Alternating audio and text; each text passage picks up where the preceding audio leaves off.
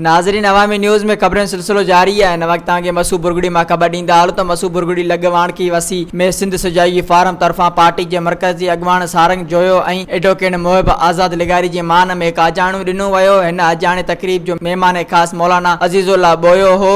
अजाणे तकरीब में एडवोकेट मोहिब लिगारी ऐं सारंग जोयो खे अजरक ओढायूं वियूं। अजाणे कामरेड लतीफ़ लिगारी ॾींदे चयो त हीअ वाणकी वसी जो पड अज़ीम सूरे पड आहे। हिन चयो त हिते जी सरज़मीन ते हमेशा सूर्य पैदा थिया आहिनि। हिन ई पडनि ते मयाणी ऐं दॿे वारियूं जंगियूं लड़ियूं वयूं। हिन मौक़े ते मोहिब आज़ाद ॻाल्हाईंदे चयो त तमामु दोस्तनि जो शुक्रियो अदा थो कयां। हिन चयो त जेका आख़िरी जंग आज़ादी जे हिते विड़ी वई हुई उन शऊर जंग जी शुरूआत बि हितां ई थींदी। हिन चयो त हर नाइंसाफ़ी जे ख़िलाफ़ काल बि बीठल हुआसीं, अॼु बि बीठल आहियूं। हिन चयो त आऊं हेठनि तबिके जी ॻाल्हि कंदो रहंदुसि। हिन चयो त असांजा लखी नौजवान बेरोज़गार आहिनि जिन खे रोज़गार नाहे। अजाणो तकरीब में मशहूर फनकार वकार मल्लाह ऐं तुफ़ैल भलाई पंहिंजे फ़न जो मुज़ाहिरो कयो। तकरीब में मशहूर क़ौमी शाइर आसी ज़मीनी, रांझो खान लिगारी, रहमतुल्लाह सोलंकी, शबीर लिगारी, अब्दुल क़यूम दल, अमजद रिंद, मोहसिन लिगारी ऐं ॿियनि सभी माण्हुनि शिरकत कई। मज़ीद खबरों और तफसीलात के लिए विजिट करें हमारी वेबसाइट www.awamiNewsHD.com।